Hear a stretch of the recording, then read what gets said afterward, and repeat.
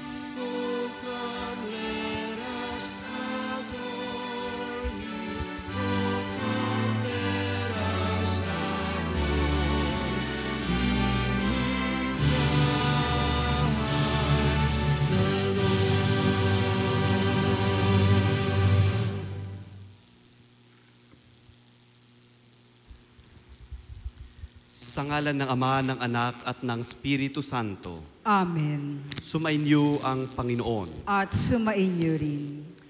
Kapansin-pansin ang kaligayahan ng taong umiibig. Matapos maranasan ang pag-ibig ng Diyos, naramdaman agad ni Elizabeth ang presensya ng Diyos kay Maria. Ang dalawang babae, ito ay minamahal at nagmamahal sa Diyos. Itinuro sa atin ng dalawang babaeng ito na ang pagmamahal ay di lamang pagiging masaya, kaakibat nito ang pagbabahagi ng kagalakan ng pag-ibig. Lumago rin nawa tayo sa pag-ibig at ibahagi ang kagalakang hatid nito sa ating kapwa. Mga kapatid, aminin natin ang ating mga kasalanan upang tayo maging marapat sa pagdiriwang ng banal na paghahaing nagdudulot ng kapatawaran ng may kapal. Sinugong tagapagpagaling sa mga nagsisisi, Panginoon, kaawaan mo kami. Panginoon, kaawaan mo kami. Dumating na tagapag-anyayang mga makasalanay magsisi, Kristo, kaawaan mo kami. Kristo, kaawaan mo kami. Nakaluklok ka sa kanan ng Diyos Ama para ipamagitan kami. Panginoon, kaawaan mo kami. Panginoon, kaawaan mo kami. Kaawaan tayo ng makapangyarihan Diyos, patawarin tayo sa ating mga kasalanan at patnubayan tayo sa buhay na walang hanggan. Amen. Gloria in excelsis Deo.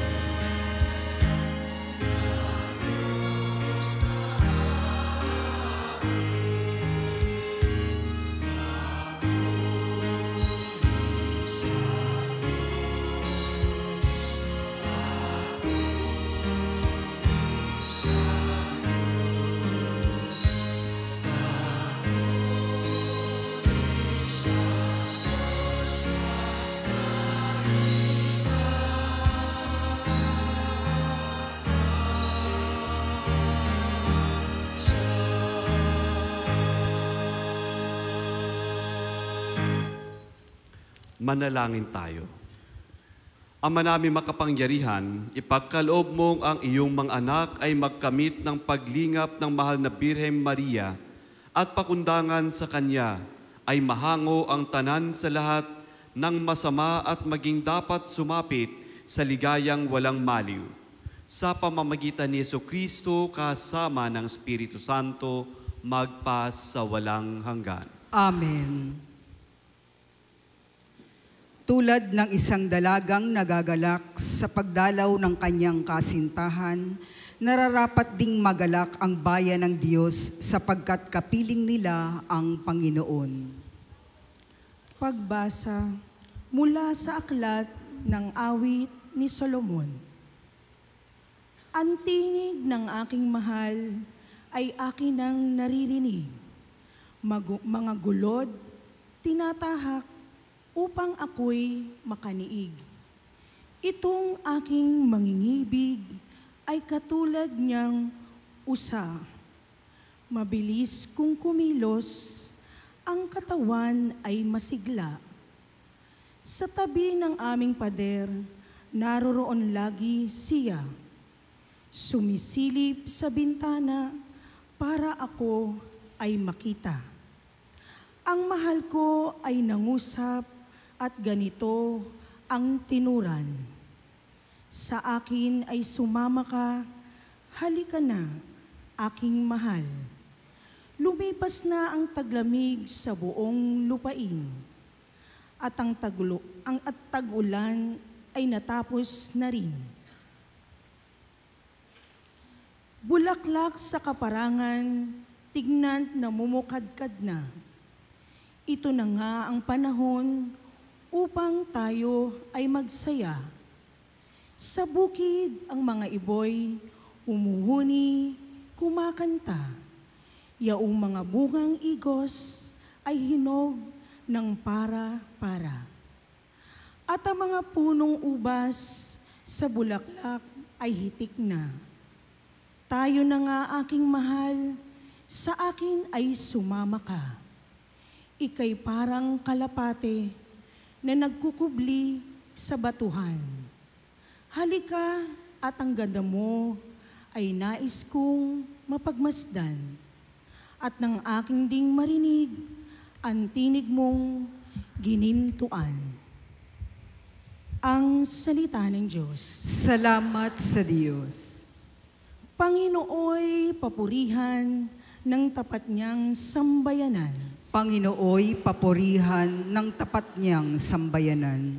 Ang Panginoong Diyos ay pasalamatan. Tugtugin ang alpat awit ay saliwan. Isang bagong awit, awiting malakas. Kasaliw ang tugtog ng alpang marilag. Panginooy papurihan ng tapat niyang sambayanan. Ngunit ang mga panukala ng Diyos ay mamalagit walang pagkatapos. Mapalad ang bansang Panginoong Diyos, mapalad ang bayang kanyang ang binuklod. Panginooy papurihan ng tapat niyang sambayanan. Ang ating pag-asa'y nasa Panginoon. Siya ang sanggalan natin at katulong. Dahilan sa Kanya, kami natutuwa. Sa Kanyang ngalan ay nagtitiwala. Panginooy papurihan ng tapat niyang sambayanan. Tinatawagan po ang pamilya ni Mr. and Mrs. Ronald De Leon and family, Sister Delia Ramos and family, Sister Benilda Oronce and family para sa pagsisindi ng kandila ng Adbyento.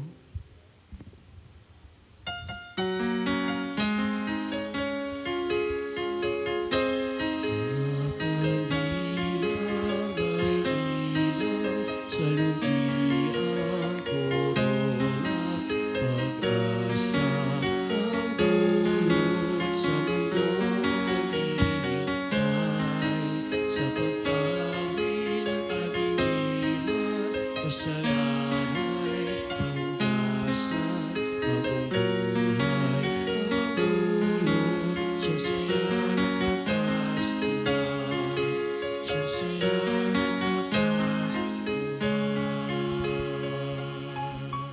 Manalangin tayo. Ama namin na sa langit, ipinauubaya po namin sa iyo ang mga bahagi ng aming buhay na nangangailangan ng pagbabago. Iniaalay din po namin ang mga pangako ng mabubuting gawain. Busbusan mo po kami ng karampatang biyaya nang maisakatuparan namin ang mga ito, nang sa gayon ay maging karapat-dapat kaming maging handog para sa iyong anak, na siyang naghahatid ng pangako ng buhay na walang hanggan. Pahintulutan mo, Panginoon, na magampanan namin ang tamang tungkuling bilang miyembro ng pamilya.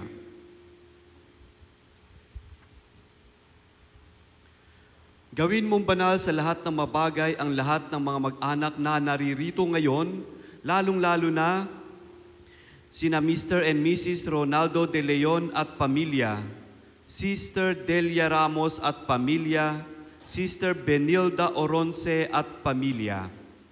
Loobin mong maging bukas palad kaming lagi sa mga kapuspalad, sa mga dukha at sawi.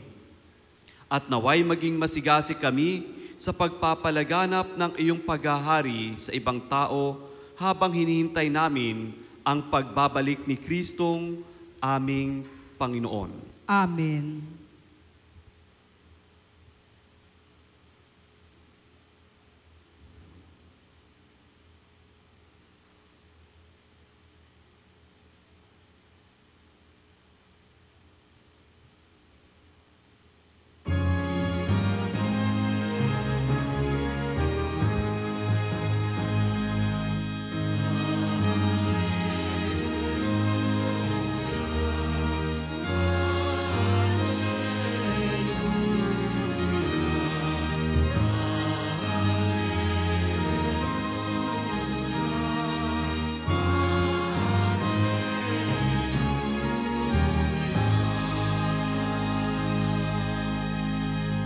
Emmanuel na hari namin, halina't kami sagipin at utos mo'y tutuparin.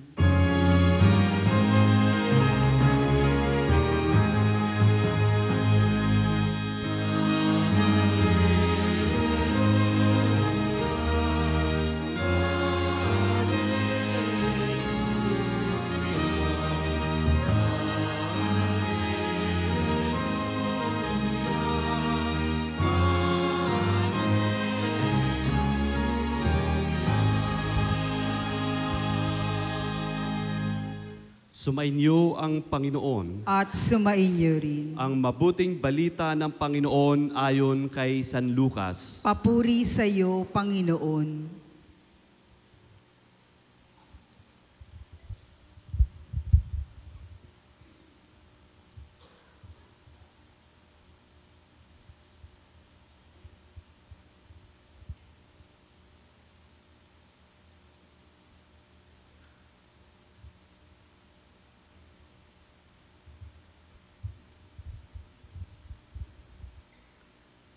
Si Maria ay nagmamadaling pumunta sa isang bayan ng kabuluran ng Judea. Sa pagdating sa bahay ni Zacarias, binati niya si Elizabeth. Nang marinig ni Elizabeth ang bati ni Maria, naggagalaw ang sanggol sa kanyang tiyan. Napuspos ng Espiritu Santo si Elizabeth at buong galak niyang sinabi, "Bukod kang pinagpala sa babaeng lahat, at pinagpala naman ang iyong dinadalang anak. Sino ako upang dalawin ng ina ng aking Panginoon? Sapagkat pagkarinig ko ng iyong bati ay naggagalaw sa tuwa ang sanggol sa aking tiyan. Mapalad ka sapagkat nanalig kang matutupad ang ipinasabi sa iyo ng Panginoon." Ang mabuting balita ng Panginoon. Pinupuri ka namin, Panginoong Hesukristo. Magandang umaga po sa inyong lahat. Ilang araw na lang bago po mag-Christmas. Ilang araw? 3 na lang. Dalawa, nagmamadali yung iba. Nagmamadaling buksan ang mga regalo. Yan po ay isang katuwaan, di ba? Pag minsan, hindi natin maalis sa buhay natin, ng pagbubukas ng mga regalo natin ay isang kasiyahan sa atin. Lalong-lalo na po yung mga chikiting patrol natin, yung mga bata, parte po ng ating pagkatao na yon. Pero sa pagbubukas natin ng ating mga regalo, huwag nating isipin, huwag nating hindi pansinin o kaya tignan ang tunay na regalo sa buhay natin. Ituro din po natin sa ating mga kabataan, sa ating mga anak, na ang ibig sabihin at kung sino dapat ang tunay na regalo natin ngayong Pasko. Ang pagsasaya ay kasama na po doon. Katulad po ng mga nangyari sa buhay ng bawat isa sa atin. Nang dahil sa ating pagmamahal sa Diyos, pagmamahal sa ating Panginoon, ang ehemplo ng kasiyahan ni Maria, ni Elizabeth, at kung sino pa man ay parte rin po ng buhay natin. Meron pong isang pari na na-assign sa mga hospital bilang chaplain. Every time po na pumapasok siya sa mga wards ng mga may sakit, at kanyang ikinokwento ang kung ano-anong mga paksa, ano-anong mga eksperyensya ng pari, at kung ano-ano pa, ibang mga kailangan tignan ng mga may sakit. So every time na pumapasok siya, ganon, paulit-ulit ang kanyang mga kwento sa mga may sakit. Isang araw sa kanyang pagpasok sa mga may sakit at pagharap sa mga may sakit, nagulat yung pari. Sabi ng mga may sakit, "Father,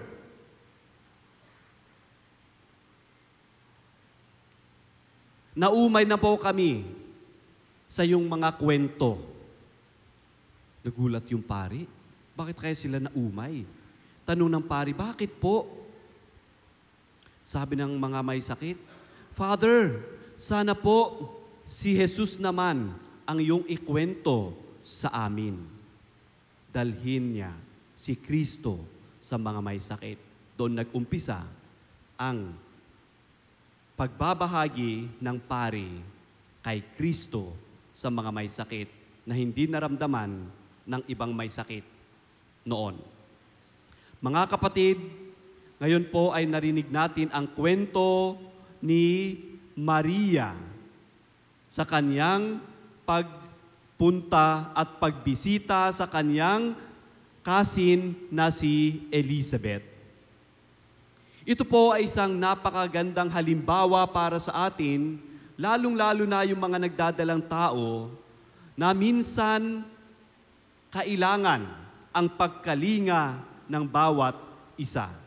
Minsan, ang dadalhin ng bawat isa para ipakita ang kanilang pagmamahal, pag-aaruga sa bawat isa, ay parehong nagdadalang tao ang nakakaalam kung ano ang dapat na ibahagi sa kanila. Kaya nga po ang tagpong ito ay isang kagalakan sa dalawang buntis. Ang tagpong ito ay nagbibigay ng tunay na ibig sabihin ng pagkakaibigan at bilang miyembro ng pamilya. Kaya po tingnan natin at pansinin natin sa ngayon at kumustahin natin ang ating pamilya. Ang pamilya kung saan dito mas mauna, mahubog ang mga tao. Sa pamilya, maunang eskwelahan ng mga tao.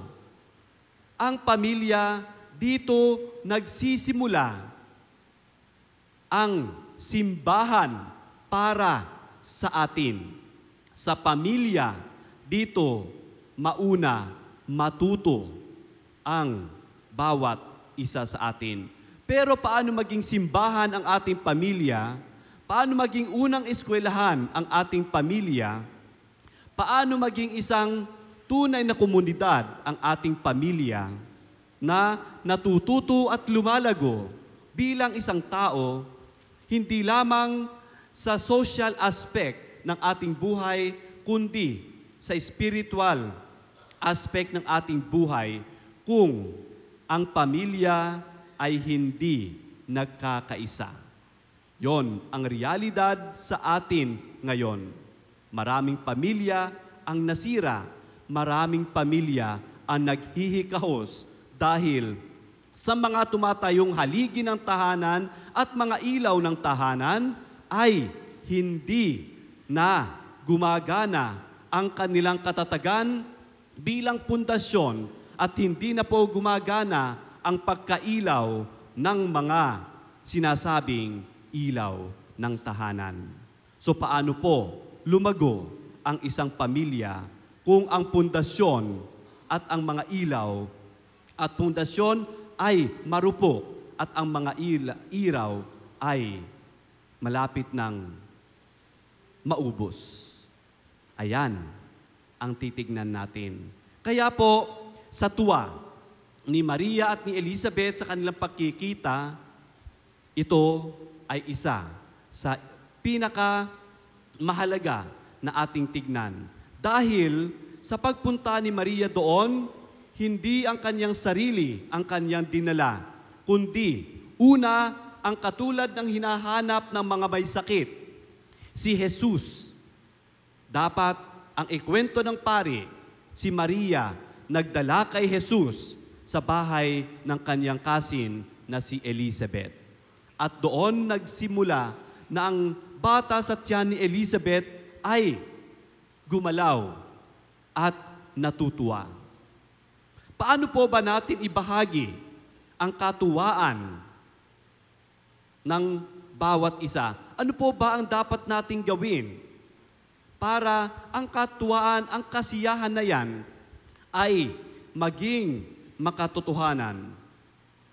Ito po ay isa sa mga dapat nating gawin, dapat nating tandaan. Tulad ni Maria, kung nais natin maging tunay na tagapagdala ng tuwa o kagalakan sa bawat isa sa atin at sa ating kapwa-tao, kailangan nasa atin si Kristo at ibahagi natin sa iba ang kanyang itinuturo. Ito ang ibig sabihin ng Pasko na ating hinihintay. Ang kailangan natin ay si Kristo at ibahagi natin ang kanyang itinuturo para ipakita natin kung ano at gaano tayo kagalak, gaano tayo katuwa bilang anak ng Diyos. Yon ang unang-una na kinakailangan po natin bago ang iba. Kaya po, sa pagpapatuloy natin na pagpapakita ng kagalakan at katuwaan sa pagdating ng Panginoon, isipin natin si Kristo sa buhay natin. Nasaan na ba ang Kristo sa atin? Pangalawa po, ang pag-indak ni Juan sa tiyan ni Elizabeth. Ano po ang ibig sabihin ng kanyang pag-indak? Ito po ay katulad ng bawat isa sa atin na ang mga bata, kahit nasa sinapupunan ng mga nanay, ay kinakailangan na ibahagi sa kanila at tanggapin sila. Ibahagi sa kanila ang Diyos. Tanggapin sila bilang mga tao. Hindi lamang mga tao, simpleng tao, kundi bilang mga anak ng Diyos.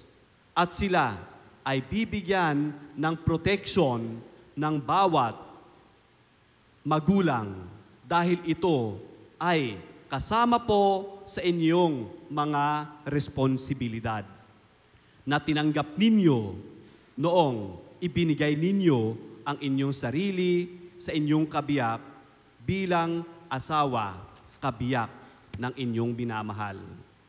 Kaya po, Sa ehemplo na ginawa ng magkasina ito, pinapabuksan nila ang ating mga mata para mas maaninag natin kung ano ang dapat nating gawin.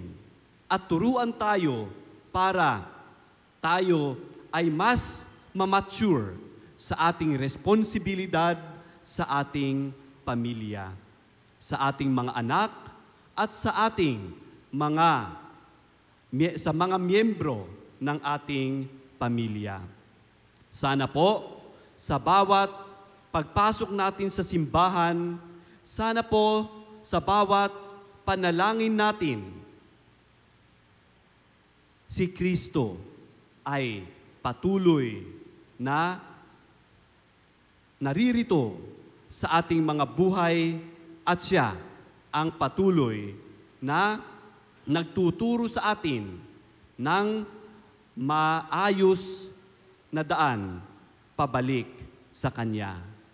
At isa po sa mga nangyari na ginawa ng ating Inang Maria ay ang Kanyang effort na bumisita. Siya po ay nagmamadali na pumunta sa Kanyang kasina si Elizabeth upang dalhin ang balita, mabuting balita at ang ilaw ng mga Kristiyano na si Kristo. Ang pagdating niya doon sa tahanan ay hindi lamang para magkwentuhan ng kung ano-ano, kundi pagkukwentuhan ang kanilang mga anak, ang kinabukasan ni Jesus at ang kinabukasan ni Juan. Hindi po sila nagtagpo para magchismisan. Hindi po sila nagtagpo para magsumbungan ng kung ano-ano man, kundi ang kanilang ginawa ay tignan kung paano magiging buhay ng kanilang mga supling. Kaya sa banal na Eukaristiyang ito, sa ating pagdiriwang ng Misa de Gallong ito, bawat isa sa atin ay mapukaw para sa ikabubuti ng ating mga pamilya. Magalak tayong gawin ang ating responsibilidad dahil ang katumbas nito ay kagalakan para sa atin sa langit. Magsitayo po tayong lahat at ipahayag natin ang ating mga panalangin ng bayan.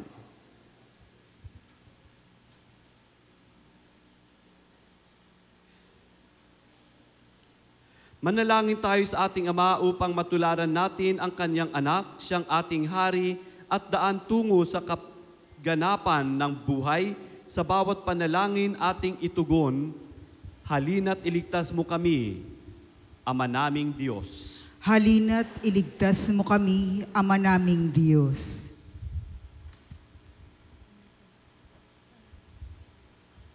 Amang mapagmahal, halina't iligtas ang iyong simbahan tungo sa katapatan, pagkamasunurin at kababaang loob, upang maging karapat-dapat kami na maging daluyan ng iyong pakikinig. Manalangin tayo. Halina't iligtas mo kami, Ama naming Diyos. Amang mapagmahal, halina't iligtas ang mga lingkod bayan, habang kanilang pinaglilingkuran ang aming pamayanan at ang bansa. Manalangin tayo. Halina't iligtas mo kami, Ama naming Diyos. Amang mapagmahal, halina't iligtas mo ang aming puso, isip at kalooban, ang aming buong pagkatao, habang aming hinaharap ang bawat hamon ng buhay. Manalangin tayo. Halina't iligtas mo kami, Ama naming Diyos. Amang mapagmahal, halina't ligtas ang aming mga yumaong mahal sa buhay, tungo sa piling mong walang hanggan. Manalangin tayo. Halina't iligtas mo kami, Ama naming Diyos. Sa ilang sandali ng katahimikan, itaas natin sa Diyos ang ating mga pangsariling kahilingan, gayon din ang mga taong lubos na nangangailangan ng ating panalangin.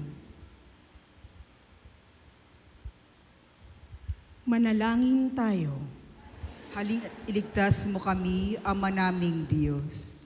Mapagmahal naming Diyos, halina't ihanda ang aming mga puso sa pagdating ng iyong anak, ang Emmanuel.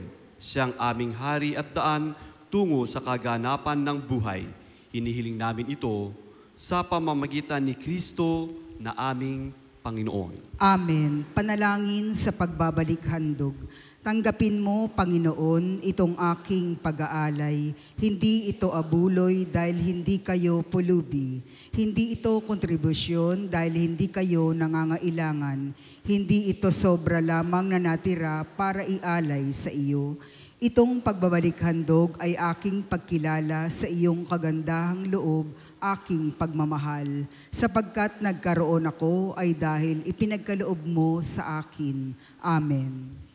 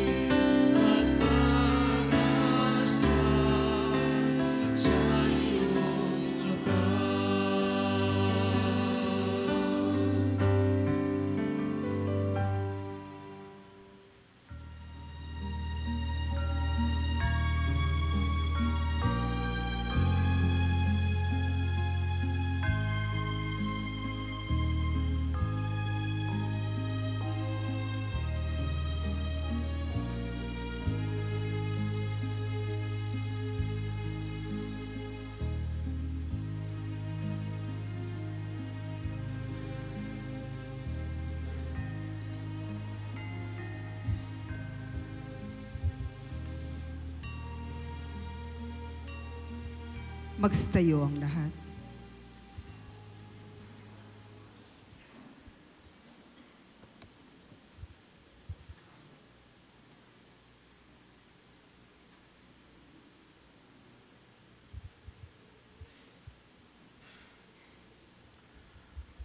Manalangin kayo mga kapatid upang paghain natin ay kalugdan ng Diyos, Amang makapangyarihan. Tanggapin nawa ng Panginoon itong paghahain sa iyong mga kamay, sa kapurihan niya at karangalan sa ating kapakinabangan at sa buong sambayanan niyang banal. Ama namin lumikha, kalugdan mo ang mga alay ng iyong sambayanan, ang ipinagmamagandang loob mong ibigay sa amin upang maihain ay siya nawang gumanap sa iyong ginawa upang kami tubusin.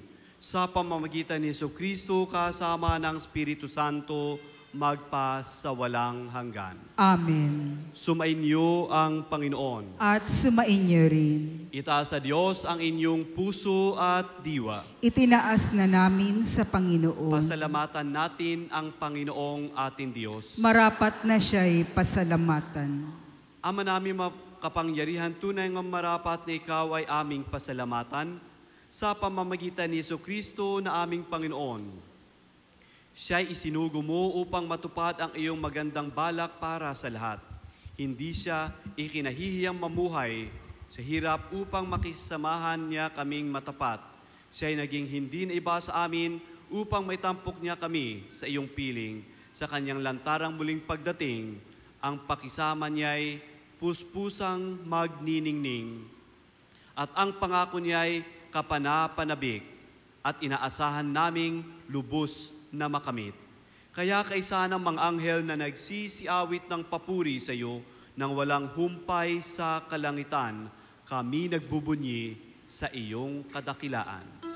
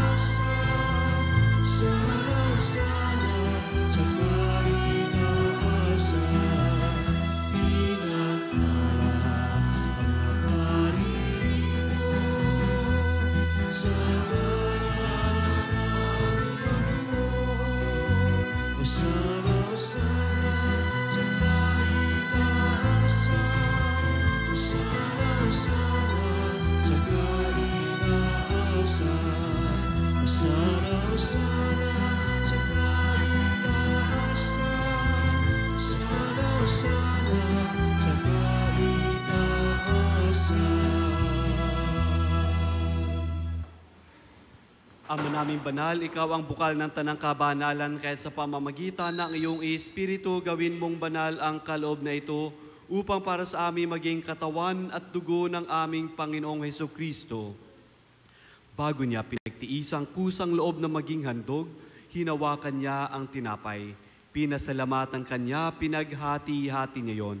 Iniabot sa kanyang mga alagad at sinabi, "Tanggapin ninyong lahat ito at kanin, ito ang aking katawan na ihahandog para sa inyo."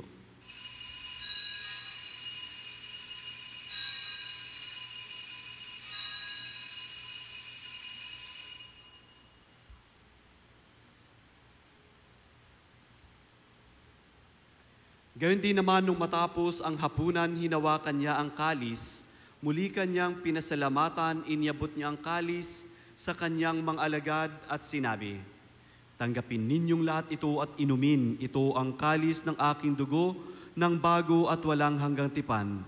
Ang aking dugo na ibubuhos para sa inyo at para sa lahat. Sa ikapagpapatawad ng mga kasalanan, gawin ninyo ito sa pag-alaala sa akin."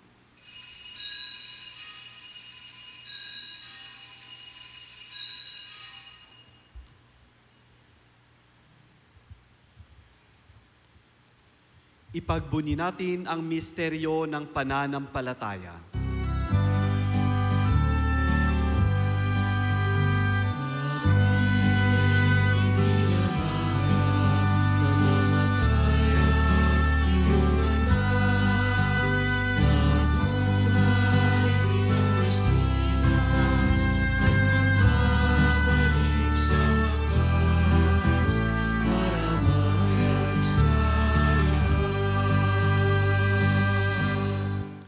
Ama, ginagawa namin ngayon ang pag-alaala sa pagkamatay at muling pagkabuhay ng iyong anak. Kaya't inyalay namin sa iyo ang tinapay na nagbibigay buhay at ang kalis na nagkakaloob ng kaligtasan. Kami nagpapasalamat dahil kami iyong minarapat na tumayo sa harap mo para maglingkod sa iyo. Isinasamo namin kami magsasalo-salo sa katawan at dugo ni Kristo ay mabuklod sa pagkakaisa sa pamamagitan ng Espiritu Santo. Amalingapin mo ang iyong simbahang laganap sa buong daigdig. Puspusin mo kami sa pag-ibig kaysa ni Francisco na aming Papa at ni Jose na aming Obispo at ng Tanang Kaparian. Alalahanin mo rin ang mga kapatid naming nahimlay nang may pag-asang sila'y muling mabubuhay, gayon din ang lahat ng mga pumanaw. Kawaan mo sila at patuluyin sa iyong kaliwanagan. Kawaan mo at pagindapatin kaming lahat na makasalo sa iyong buhay na walang wakas, kaysa na mahal na Birhen Maria, Ina ng Diyos, si Jose na kanyang esposo, kaysa ng mga apostol at lahat ng mga banal na namuhay dito sa daigdig ng kalugod-lugod sa iyo. May pagdiwang nawa namin ang pagpupuri sa ikararangal mo sa pamamagitan ng iyong anak na aming Panginoong Heso Kristo.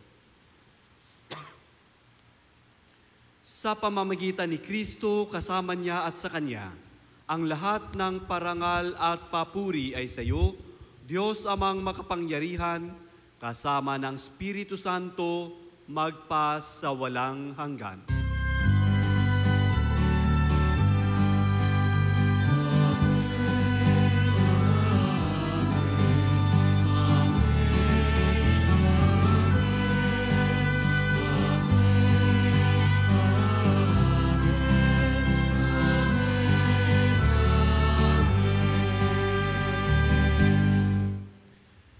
Sa tagubilin ng mga nakagagaling na utos at turo ni Jesus na Panginoon natin at Diyos, ipahayag natin ng lakas loob.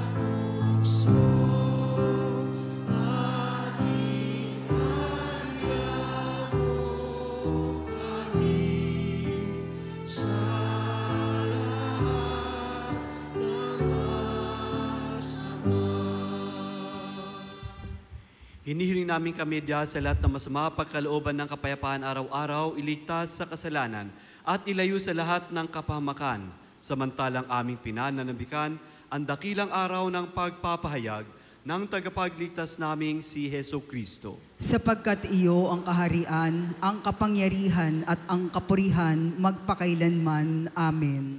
Panginoong Heso Kristo, sinabi mo sa iyong mga apostol, kapayapaan ang iniiwan ko sa inyo, ang aking kapayapaan ang ibinibigay ko sa inyo. Tunghayan mo ang aming pananampalataya at huwag ang aming mga pagkakasala.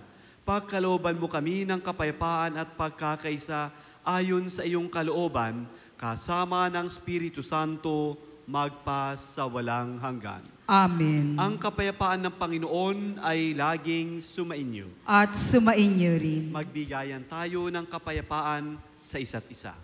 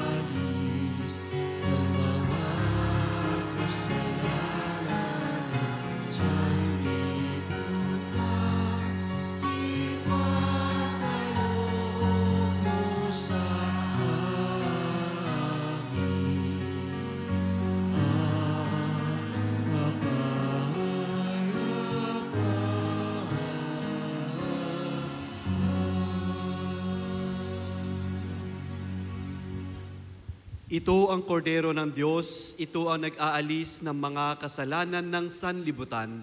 Mapalad ang mga inaanyayahan sa kanyang piging. Panginoon, hindi ako karapat-dapat na magpatuloy sa iyo, ngunit sa isang salita mo lamang ay gagaling na ako.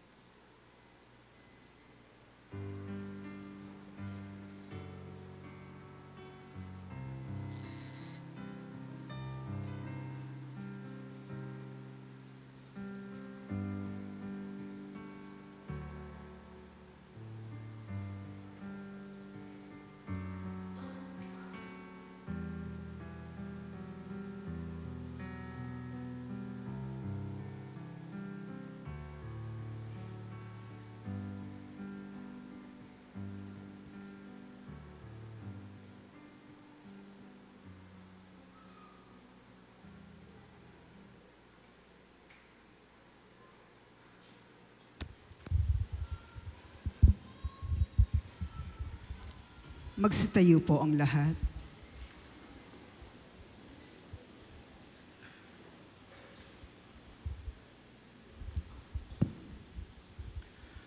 Manalangin tayo. Ama namin mapagmahal, kaming mga tumanggap sa banal na pakikinabang ngayong ginugunita ang mahal na Birhen, Ina ng Diyos, ay maging dapat nawang magkamit ng iyong kaloob na pagtubos sa pamamagitan ni Jesucristo kasama ng Espiritu Santo magpas sa walang hanggan. Amen. Magsiupo ang lahat para sa ilang paalala. Yung pong may mga ticket po na para sa ating 2023 Raffle for a Cause ay maaari na po ninyong ihulog sa ating tambyolo. Ang Grand Raffle Draw ay gagawin sa December 24 sa pagdiriwang ng Bisperas ng Kapaskuhan. Ang inyong ticket ay maaaring manalo ng grand prize na nagkakahalaga ng 50,000 pesos o kaya naman ng first prize, Condura 6.5 cubic feet, refrigerator, o second prize, 43 inches Skyward Smart TV, o third prize, Condura 7.5 automatic washing machine. Muli tayo po ay nagpapasalamat sa mga pamilyang sponsor na nagsindi ng kandila ng Adviento. Ang pamilya ni na Mr. and Mrs. Ronald De Leon, ang pamilya ni Sister Delia Ramos, at ang pamilya ni Sister Benilda Oronce. Maraming salamat po. Palakpakan po natin sila. Bukas, December 22, sa ganitong oras, sa ika-4 at kalahati ng madaling araw, ang kulay ng damit ay kulay violet. Inuulit ko po, bukas, ang kulay ng damit ay kulay violet. Magandang umaga po sa inyong lahat sa ating ika-6 na simbang gabi. Nakapakinig kayo ng ating banal na ebanghelyo, no? Ebanghelyo. So, iiksiyan ko lang dahil ang sagot medyo mahaba. Si Maria nagpunta sa kanyang pinsan. Si Maria buntis kay Jesus. Si Elizabeth buntis din kay Juan. Yung magpinsan na yun. Kaya nga, dinadala natin ang Panginoong Diyos, no? Ni Maria, dinadala ang Panginoong Diyos kay Elizabeth. Meron tayong panalangin. Sana may makakasagot nun. Medyo mahaba. Ako'y tatawag doon sa bandang likuran.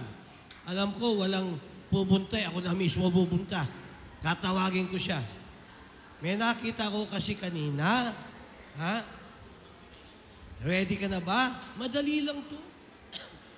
Araw-araw ginagawa natin to Araw-araw, ginagawa natin to. Nanay, where are you? Nanay, yuhu, halip po kayo. Halika.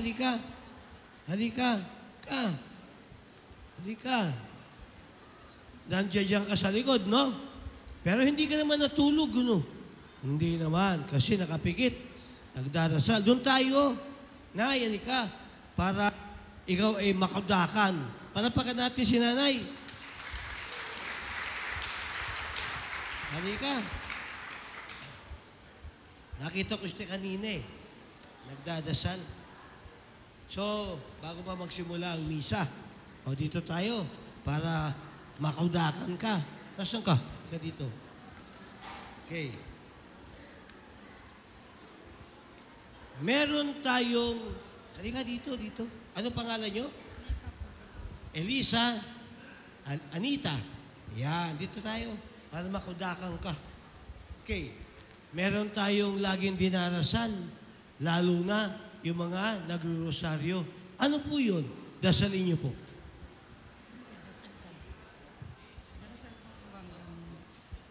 Hindi, ano yun dinarasal natin? Okay. Sa mga apo nyo. Okay, ano yun? Kasi si Elizabeth, nung pumunta si Maria, nasambit niya yun Ha? Nakalimutan mo na? Halika, tuturuan kita para malaman din nilang lahat. Sabihin mo, Aba, Ginoong Maria. Aba, Ginoong Maria. Napo, ayun. Tuloy mo na. Bagay naman na puno ko ng grasya, ang Panginoon Diyos ay sumasayo. Huwag kang pinagpala sa bayan lahat. Pinagpala ka. Ba't ka umiiyak? Pinagpala naman ang anak na si Jesus. Di ba? Apo. Okay. Aba, Ginoong Maria, napupuno ka ng grasya. Ang Panginoong Diyos ay sumasa iyo.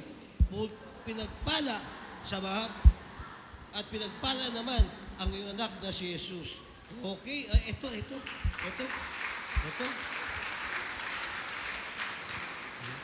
Ulitin po natin lahat, tayo pong lahat. Aba, Ginoong Maria, napupuno ka ng grasya. Ang Panginoong Diyos ay sumasa iyo. Bugod kang pinagpala sa babaeng lahat. At pinagpala naman ang iyong anak na si Jesus. Maraming salamat po. Merry Christmas. Kita-kita po ulit tayo. Magstayo ang lahat. Sumainyo ang Panginoon. At sumainyo rin. Yumuko kayo't hingin ang biyaya ng Diyos. Ang makapangyarihan Diyos, Ama ng bugtong na anak na parito na noon at hinihintay nating bumalik ngayon, ay siya nawang magpabanal sa inyo pakundangan sa liwanag ng kanyang pagdating at siya rin nawang pumuspos sa inyo sa pagpapala ngayon at magpas sa walang hanggan. Amen.